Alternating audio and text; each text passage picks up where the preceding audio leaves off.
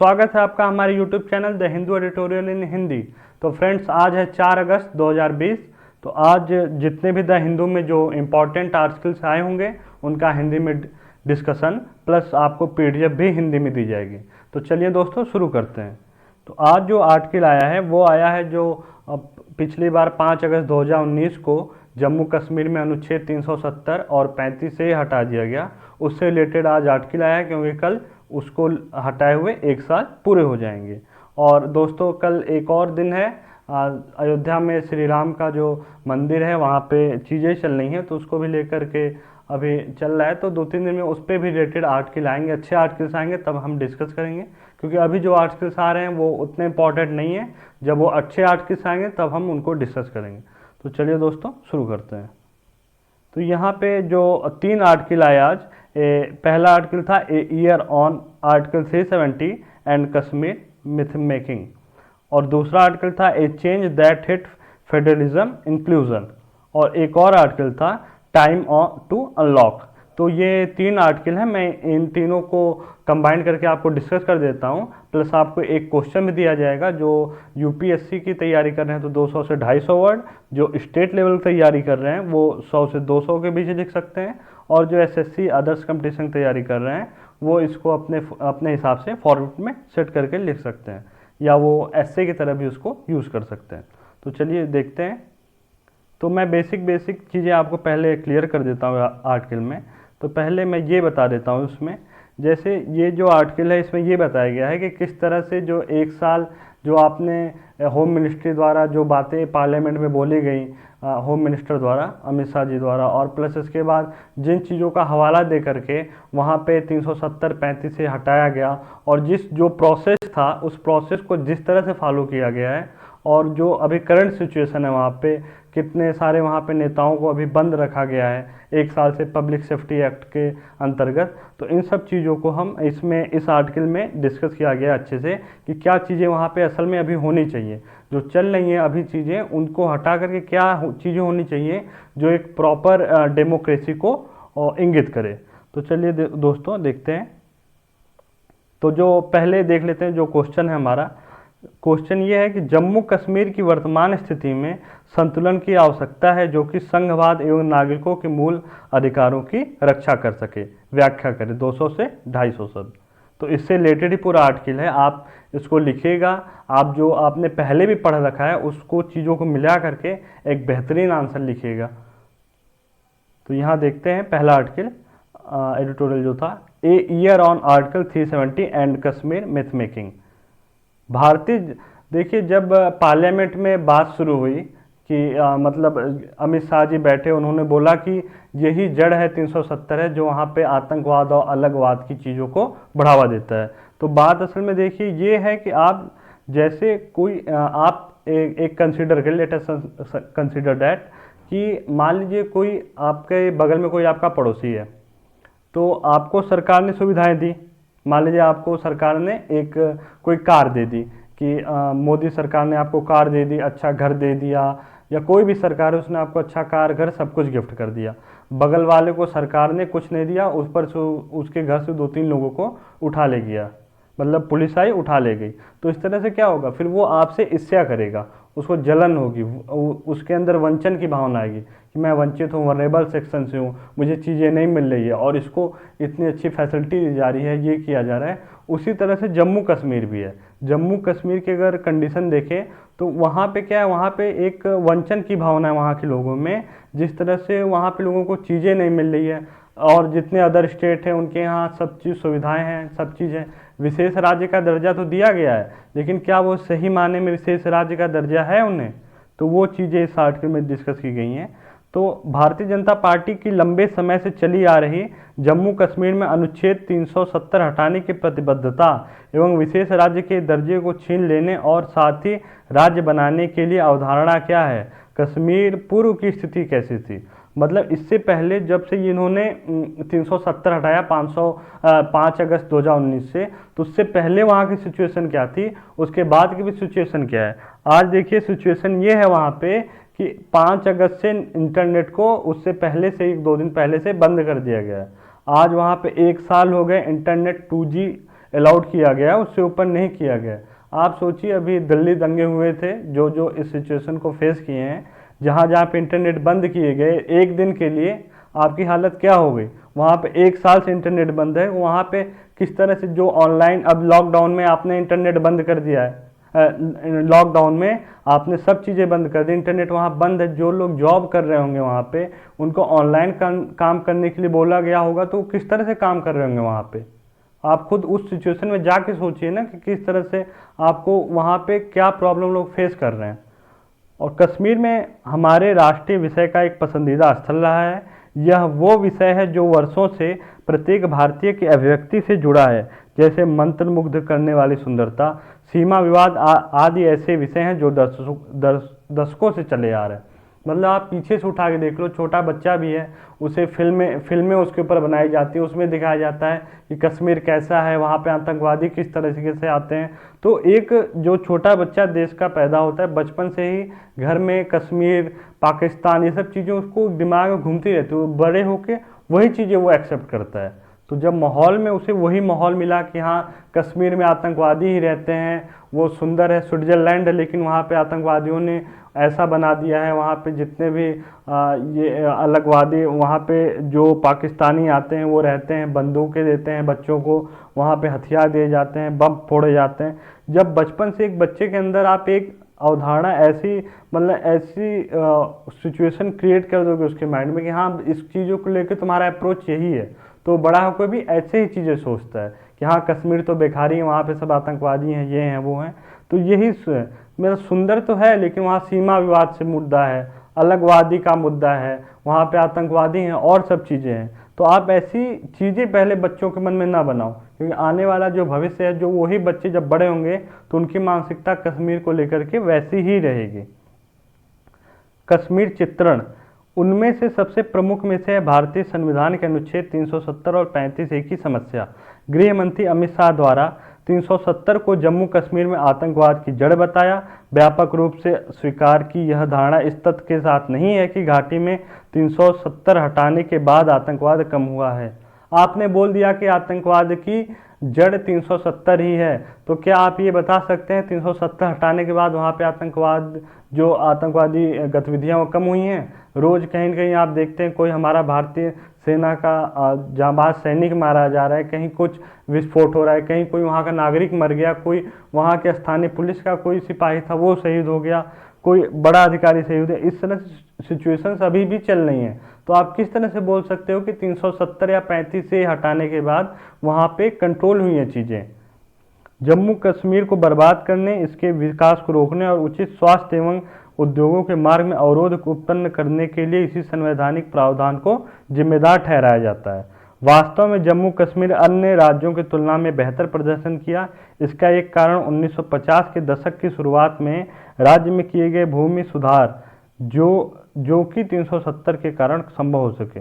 वहाँ पे जब लैंड रिफॉर्म लाया गया तो जम्मू कश्मीर, कुछ राज्य ऐसे थे साउथ इंडिया, दक्षिण भारत के, जम्मू कश्मीर तक, तो कुछ राज्य ऐसे थे जिन्होंने बहुत ही अच्छा प्रदर्शन किया। तो कहाँ से वो आपकी, मतलब अगर वो 370 और 35A को ले करके वो सब प्रावधानों को अच्छी तरीके से लागू कर ले रहे थे, तो आप किस तरह से बोल सकते हो कि 370 वहाँ के विकास में बाधा उत्पन्न कर रहा था? लेकिन जम्मू कश्मीर में शैक्षणिक एवं स्वास्थ्य क्षेत्र में भी सुधार किया जाना चाहिए, लेकिन इसका कारण अनुच्छेद 370 नहीं है। हाँ, ये बात भी है कि जो वहाँ पे इंस्टीट्यूशंस हैं और जो वहाँ पे हेल्थ केयर सिस्टम है, तो उसको अच्छे से सुदृढ़ किया जाना चाहिए। इसका ये मतलब नहीं कि वहाँ पे आप बोल दोगे 370 के कारण ही ऐसा नहीं हो पा रहा। 370 हटे हुए आज 1 साल हुआ, कितना डेवलपमेंट हुआ है? अरे 2G से 4G तक नहीं गए अभी वहाँ पे लोग। निजी निवेशकों द्वारा उद्यम स्थापित न करने का मुख्य कारण उग्रवाद है, जो मौजूदा संघर्ष का एक उत्पाद है, न कि अनुच्छेद 370 और 35 से। आप 1990 के बाद उठा के कश्मीर में लगातार कर्फ्यू चला आ रहा है। आज 25 कितने साल हो गए? आज 30 साल हो गए। 30 साल से वहाँ पे लोग कर्फ्यू में जी रहे हैं। तो इस तरह से आप बोल दोगे कि ये 370 के कारण ही यहाँ पे ये विकास नहीं हो पाया। 1950-54 के बाद से प्रावधान, 1950 के दशक से प्रावधान आया, उसके बाद आज भी वहाँ पे बोला जा रहा है कि इसी के कारण यहाँ पे जो इन्वेस्टर्स हैं वो इन्वेस्ट नहीं कर रहे हैं। उसका मूल कारण ये नहीं, उसका मूल कारण है जो आपकी जो इंडियन मिलिट्री और वहाँ के लोगों के बीच में जो भिड़ंत है, उसी को लेकर वहाँ पे जो अभी तक इन्वेस्टर ने इन्वेस्ट नहीं किया। आप खुद को रख के सोचो, आप ऐसी जगह पे इन्वेस्ट कभी करोगे जहाँ पे रोज़ कन्फ्लिक्ट होते हैं, रोज़ अटैक्स होते हैं, रोज़ बम फोड़े जाते हैं, रोज़ गोलियाँ चलती हैं, इस तरह की जगह पे आप कभी इन्वेस्ट नहीं करोगे जहाँ को आपको खुद की सिक्योरिटी नहीं है। इसका मिथक यह बताया जाता है कि यदि जम्मू और कश्मीर राज्य अन्य भारतीय राज्यों की तुलना में बेहतर काम कर रहे हैं तो इसकी वजह नई दिल्ली द्वारा प्रदान की गई बड़ी मात्रा में धनराशि। अगर जम्मू कश्मीर सतत विकास श्रेणी में अन्य राज्यों से बेहतर कार्य कर रहा था तो यह तर्क देना कमजोर था कि कश्मीर में विकास की ज़रूरत है। आपने यह भी बोला पार्लियामेंट में कि कश्मीर में विकास की ज़रूरत है, इसीलिए हम 370 और 35A को हटा रहे हैं क्योंकि यही इसके मार्ग में बाधा उत्पन्न कर रहा है। तो अगर आप पहली रिपोर्ट आप चेक करें तो कश्मीर ने अन्य राज्यों की तुलना में बेहतर प्रदर्शन किया है, तो किस तरह पे आप बोल सकते हैं कश्मीर ने विकास नहीं किया? ये तर्क जो पार्लियामेंट में दिया गया था वो गलत है। जम्मू कश्मीर सरकार द्वारा राजस्व घाटे का पारंपरिक रूप से ध्यान नई दिल्ली द्वारा रखा गया। ऐतिहासिक कारणों से जम्मू कश्मीर में नौकरशाही का अन्य राज्यों से अलग स्वरूप था जिसे केंद्र सरकार द्वारा वित्त पोषित किया गया था। वहाँ पे देखिए जो 370 एवं 35A था उसमें यह प्रावधान था कि भारतीय सेना का कोई भी भारतीय प्रशासनिक सेवा का कोई भी अधिकारी वहाँ पे कार्य नहीं कर सकता, वो उन्हीं के राज्य के अधिकारी होंगे, वही कार्य करेंगे। जम्मू कश्मीर का अन्य राज्यों के समान फंड होने के बावजूद जम्मू कश्मीर का बेहतर प्रदर्शन कहाँ विशेष राज्य के दर्जे को प्राप्त करता है? तो देखिए ये बात ये थी, अगर आप किसी को स्पेशल स्टेटस देते हो, विशेष राज्य का दर्जा देते हो, तो आपको उसको स्पेशल ट्रीटमेंट भी तो देना चाहिए, आपको उसका जो फंड एलोकेट करना चाहिए, जो फंड उसे देना चाहिए वो और जो दूसरे राज्य थे उनके अपेक्षा में ज़्यादा देना चाहिए। लेकिन जब आपने उनको फंड भी सबके बराबर दिया तो आपने कहाँ उनको विशेष राज्य का दर्जा दिया? तो इस तरह से आप नहीं बोल सकते ना कि मतलब जैसे आप मान लो गए आप सोचो कि आपके घर कोई मेहमान आए, शादी है, तो कुछ मान लीजिए कोई आया जो मतलब बहुत स्पेशल VIP है, तो आप उसके लिए स्पेशल प्रावधान करोगे ना, उसके लिए चाय नाश्ते की अच्छी व्यवस्था करोगे, अच्छी सीट्स लगाओगे, सब कुछ अच्छा करोगे। वो कॉमन मैन जो मैंगो पीपल रहेंगे, जो आम आदमी रहेंगे, उनसे ऊपर उसकी व्यवस्था होगी। लेकिन अगर आप उनके साथ ही उसको बैठा खिला दोगे तो क्या मतलब है आपके विशेष दर्जे का कि हमने VIP व्यवस्था की? कोई मतलब नहीं। उसी तरह ये बात यहाँ पे राइटर द्वारा बोली गई है। तीसरा मिथक यह है कि कश्मीर को लेकर विद्वानों, बुद्धिजीवियों और राजनीतिकों के विकास व विद्रोह को परास्त कर सकता है। मतलब यहाँ पे ये बोला गया है कि जो हमारे देश का बुद्धिजीवी वर्ग है, जो विद्वान हैं, उन्होंने भी कहीं न कहीं 370 और 35A को जिम्मेदार ठहराया है वहाँ के विकास के लिए, विकास में अवरोध उत्पन्न करने के लिए। तो आप देखो 1 साल हो गया, कौन सा विकास हुआ? कर्फ्यू, इंटरनेट सब कुछ बंद है वहाँ पे। स्कूल तक बहुत दिन के बाद बहुत लिमिटेड उसमें खोले गए हैं। आप कभी नेट पे सर्च करो या यूट्यूब देखो, कहीं पे भी देखो, आप आर्टिकल्स आ रहे हैं, डेली पढ़ो उनको अगर अच्छे से, तो आपको पता लगेगा कि वहाँ पे सिचुएशन क्या है। अरे बच्चे एक एक वीडियो देखने के लिए 6-6 घंटे लगा रहे हैं, जो आप मुश्किल से आधे घंटे में देख लेते हो। 2G की स्पीड, आप खुद उस सिचुएशन में रहे हो। 2G जब चलता है कौन सी स्पीड थी? कोई स्पीड नहीं थी। उसी तरीके से वहाँ पे 1 साल से 2G चलाया जा रहा है। एक विकासशील एवं आर्थिक तंगी वाले देश की सीमाएं निहित हैं। जम्मू कश्मीर को अन्य राज्यों की तुलना में कितनी विकास सहायता प्रदान कर सकता है? वास्तविकता यह होगी कि कश्मीर में संघर्ष की स्थिति पैदा नहीं हो सकती है। मतलब आप एक विकासशील देश हो, आपकी इतने बड़े जितने पॉपुलेशन है, आपको सबको देखना है, आप बोलते हो कि हम समाजवादी कल्याणकारी विजन को लेकर चलते हैं, तो आप कहाँ पे इस चीज़ को एग्जिट करोगे कि हम इनके विकास के लिए अलग से फंड एलोकेट करेंगे? जबकि आपकी अभी इकोनॉमी भी गिर रही थी, आपकी विकास दर गिरती जा रही थी, ऊपर से कोविड-19, तो आप कहाँ से चीज़ों को मैनेज करके चल पाओगे? कश्मीरियों के बारे में मीडिया, फिल्म और अन्य ने इस मिथक को और मजबूत किया है। कश्मीर को शेष भारत के साथ जुड़ने की आवश्यकता है। मतलब जो पिक्चर, जो मीडिया थी और हर चीज़ों पे, जैसे सोशल मीडिया पे कोई रूल नहीं बनाया गया है, कोई भी लाइव आके फेसबुक पे, यूट्यूब पे, जितने भी सोशल मीडिया नेटवर्क हैं उन पे आके उल्टी सीधे चीज़ें बोल रहा था कि ऐसा, ये छोड़िए कॉमन मैन छोड़िए, वो तो जो रिस्पॉन्सिबल पोस्ट पे बैठे हैं उन्होंने भी यहाँ तक की बात कही है। तो ये बहुत बड़ा मैटर रखता है कि आप एक लोकतंत्र देश में, मतलब लोकतांत्रिक देश में रहते हो। लोकतंत्र का मतलब ये है कि जनता का तंत्र, ऐसा तंत्र तो जनता द्वारा संचालित हो। लेकिन वहाँ पे कौन सी जनता, कश्मीर में किस जनता का मत लिया गया कि आप 370 हटाओ 35A हटाओ? ये सीधा सीधा 370 35A का लोकतांत्रिक देश में लोकतंत्र के अधिकारों का हनन है। अभी तक कश्मीर को लेकर अन्य धारणा, आतंक और अलगवाद की धारणा को पैदा करने वाला क्षेत्र से देश अन्य मुसलमानों के खिलाफ धर्मगत टिप्पणी में वृद्धि हुई है। आप देख सकते हो कि जब से ये मुद्दा उठा है, जो अभी गवर्नमेंट जो आई, जो अभी गवर्नमेंट आई है बीजेपी, जो भी गवर्नमेंट रही हो, उससे मुझे कोई पार्टी से कोई मतलब नहीं है।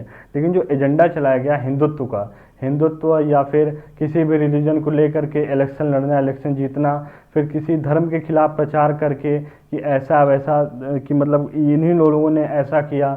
अभी कोविड-19 में तबलीगी जमात में धार्मिक रंग दिया गया उसको, चीज़ों को।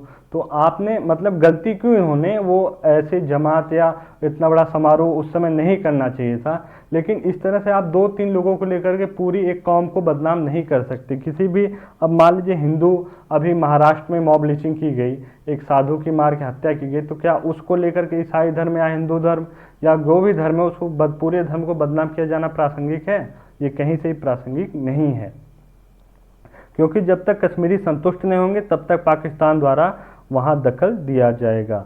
देखिए, जब तक आप वहाँ पे कश्मीर जो है, कश्मीर के जो लोग हैं वो जब तक संतुष्ट नहीं होंगे केंद्र सरकार या जो हमारे संघवाद की जो सरकार है उससे, संघवाद की नेतृत्व करने वाली जो सरकार है उससे जब तक वो संतुष्ट नहीं होंगे तब तक पाकिस्तान वहाँ पे अपनी रोटी सेकता रहेगा। वो बार बार आएगा, भड़काएगा चीज़ों को, तो उनको लगेगा कि हाँ ये चीज़ें सही है, इसने सही बोला। चाइनीज आएंगे, वो भड़काएंगे। तो वो सब चीज़ें जब तक आप उनको संतुष्ट नहीं करोगे कि हाँ, आप मान नहीं लोगे कि हाँ तुम भी हमारे देश के ही वासी हो, हम तुम्हें इक्वल ट्रीट करेंगे जैसे पूरे देश के नागरिकों को ट्रीट किया जाता है, तब तक वो भावना उनके अंदर आएगी नहीं कि हाँ इंडिया जो है, भारत के हम वासी हैं और भारत हमारा देश है। तब तक वहाँ पाकिस्तान अलगवादी धारणा और सब चीज़ों की धारणा, जैसे अलग हो जाओ, ये करो, वो करो, बम फोड़ो, इनको मारो, ये सब चीज़ें वहाँ पे चलती रहेंगी। जम्मू कश्मीर के स्थानीय नेताओं को लगभग 1 वर्ष से नज़रबंद किया गया है। पीपुल डेमोक्रेटिक पार्टी के अध्यक्ष एवं भूतपूर्व मुख्यमंत्री महबूबा मुफ्ती की नज़रबंदी 3 माह तक बढ़ा दिया गया। पब्लिक सेफ्टी एक्ट के तहत अन्य नेता भी कश्मीर में नज़रबंद है। मतलब आप खुद सोचो कि जो वहाँ की जो जनता थी, जो उनका नेतृत्व कर रहे थे, उनको 1 साल से नज़रबंद किया गया है। मतलब सीधे सीधे उनकी आवाज़ को दबा दिया गया है वहाँ पे, कि मतलब वो उनसे पब्लिक में पूछा ही नहीं गया कि आप क्या चाहते हो, 370 हटे या 35A हटे या कुछ भी हटे, कुछ पूछा नहीं गया। देखिए, किया ये गया कि वहाँ पे जो लेजिस्लेटिव थी, जो विधायिका थी विधानसभा, तो उसको क्या किया गया, उसको भंग किया गया। पहले उसका सत्ता वो भंग किया गया। फिर इसके बाद जो यहाँ के इसके बाद वहाँ पे गवर्नर का शासन लगा दिया गया। फिर इसके बाद वो प्रावधान हटाने का ये था कि जब तक वहाँ की असेंबली या विधानसभा लिख के नहीं देती हटाने के बारे में, तब तक आगे प्रक्रिया नहीं बढ़ सकती थी। लेकिन जब वहाँ पे रूल आ गया गवर्नर का, तो वहाँ पे जितने शक्तियाँ थी सब उसको ट्रांसफ़र हो गई। तो गवर्नर ने लिख दिया कि हाँ यहाँ हटाना चाहिए। फिर वो प्रोसेस आगे बढ़ा और 370 और 35 हटा दिया गया। को जनता ने जिसको चुन के भेजा वहाँ पे, महबूबा मुफ्ती, फारूक अब्दुल्ला, जिसको भी चुन के भेजा, तो क्या जनता का प्रतिनिधित्व वहाँ पे कहीं दिखा आपको?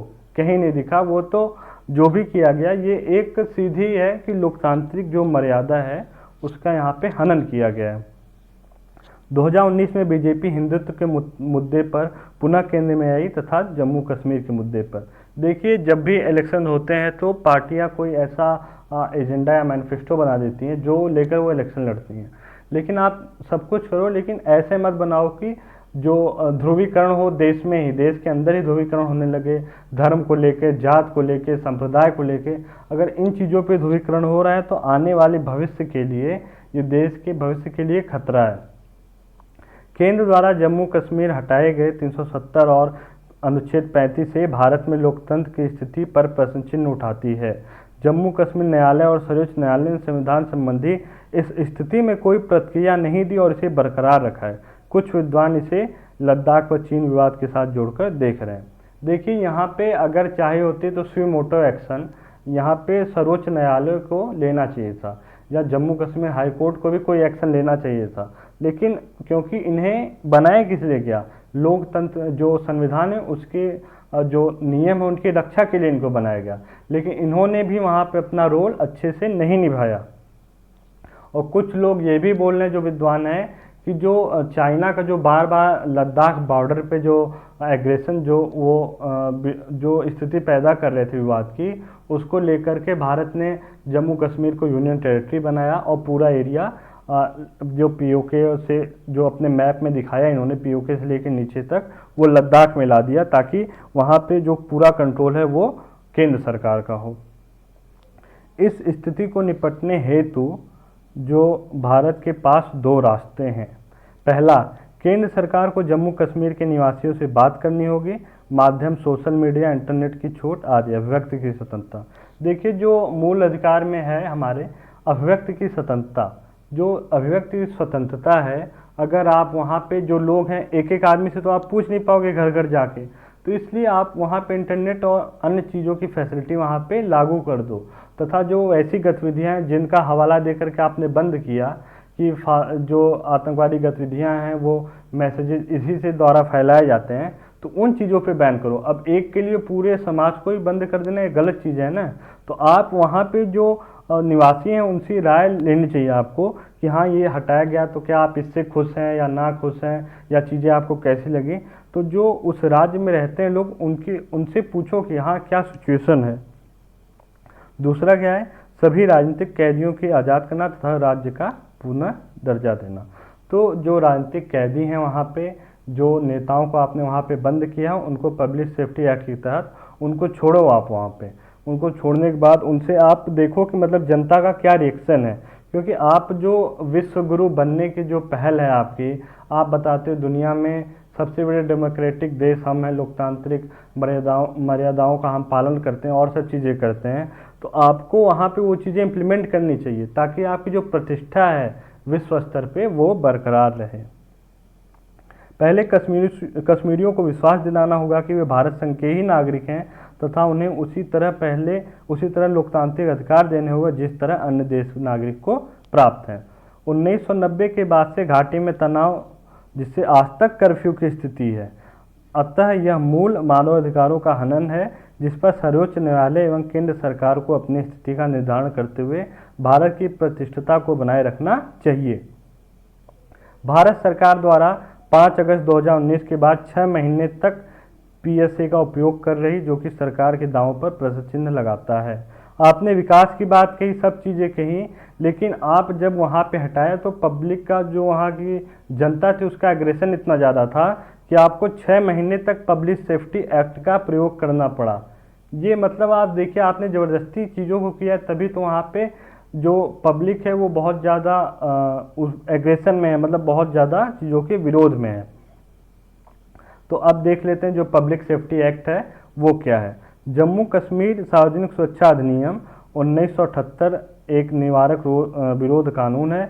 इसके तहत किसी कार्य को करने से रोकने के लिए हिरासत में लिया जाता है और इस अधिनियम के तहत 2 वर्षों के लिए हिरासत में लिया जाता है। यह जिला मजिस्ट्रेट द्वारा पारित प्रशासनिक आदेश से लागू होता है। इस संबंध में किसी भी तथ्य का खुलासा करने की आवश्यकता नहीं है। 2012 में इस अधिनियम में बदलाव किए गए। नज़रबंद की अवधि 2 वर्ष से घटाकर 6 महीने की गई। सुधार न होने की स्थिति में इसमें 2 वर्ष का विकल्प मौजूद है। देखिए, हुआ ये कि 1978 में वहाँ पे लकड़ी की बहुत ज़्यादा जो अंतर्राष्ट्रीय सीमा पे तस्करी हो रही थी, उसको लेकर के वहाँ पे गवर्नमेंट ने बनाया पब्लिक सेफ्टी एक्ट। तो जिसके अंतर्गत अगर कोई ऐसी गतिविधियों में संलिप्त पाया जाता है तो उसको 2 वर्ष के लिए बिना कारण के, जैसे नॉर्मली जब आपकी गिरफ्तारी होती है किसी की भी, तो उसे 24 घंटे के अंदर जमानत लेने का तथा किस कारण से उसे गिरफ्तार किया उसे वो बताना आवश्यक होता है। लेकिन अगर पब्लिक सेफ्टी एक्ट के तहत अगर आप गिरफ्तार किए जाते हो तो आपको यह सूचना 5 से 10 दिन में दी जाती है और आपको जमानत का भी अधिकार नहीं होता है। लेकिन पहले जब इसको छोटे स्तर पर प्रयोग किया जा रहा था, लेकिन जब 1990s के बाद जब वहाँ पे दंगे होने लगे, अलगवाद की जो उग्रवादियों ने वहाँ पे हड़कंप मचा दिया, तो वहाँ पे सरकार ने बहुत तेज़ी से पब्लिक सेफ्टी एक्ट का प्रयोग किया, जिसको भी मिला सबको उठा के अंदर करते गए 2-2 साल के लिए, 2-2 साल के लिए। तो इस तरह से वहाँ पे चीज़ें चली। तो आप कंक्लूजन ये निकाल सकते हो कि जो वहाँ कश्मीर में जो करंट की सिचुएशन है वो किस तरह से है, मतलब लोग क्या वहाँ पे लोग इसके समर्थन में है कि हाँ हटा दिया गया हमें विकास ही मिलेगा। अरे तुम फैक्ट्री लगा के करोगे ही क्या जब वहाँ के लोग उससे संतुष्ट नहीं होंगे, उससे कोई विकास नहीं होता। इसलिए आपको चीज़ों को जो आपके संविधान में लिखी गई हैं उनको लेकर के चलना चाहिए। आपको पार्टी जो राजनीतिक आपके उद्देश्य हैं, उन चीज़ों जो राजनीतिक लाभ के जो उद्देश्य हैं उन चीज़ों से ऊपर उठ के आपको पहले संविधान की गरिमा बनाए रखनी चाहिए। जो मूल अधिकार है नागरिकों के उनका हनन नहीं करना चाहिए, सबसे ऊपर मानवाधिकारों का हनन नहीं होना चाहिए। तो इस तरह से आपको चीज़ें लेकर चलनी चाहिए जो कि भविष्य में देश के लिए एक अच्छा तथा दुनिया के लिए बहुत बड़ा उदाहरण सामने आएगा। तो चलिए, आप इसको लेक्चर को PDF भी आपको दे दी जाएगी, आप इसको पढ़िए, प्लस वो जो क्वेश्चन दिया है मैंने उसकी आंसर राइटिंग 200 से 250 वर्ड में करिए। अगर आपको वीडियो अच्छा लगे तो चैनल को सब्सक्राइब करिए, वीडियो को लाइक करिए तथा शेयर करिए ज़्यादा से ज़्यादा, क्योंकि ये चीज़ें जो हैं ये सोसाइटी को नुकसान नहीं पहुंचाएंगे, सोसाइटी को फ़ायदा ही पहुंचाएंगे। और अगर आप लेक्चर की PDF डाउनलोड करना चाहते हैं तो डिस्क्रिप्शन बॉक्स में जाइए, वहाँ पे आपको लिंक दे दिया गया है। Thank you.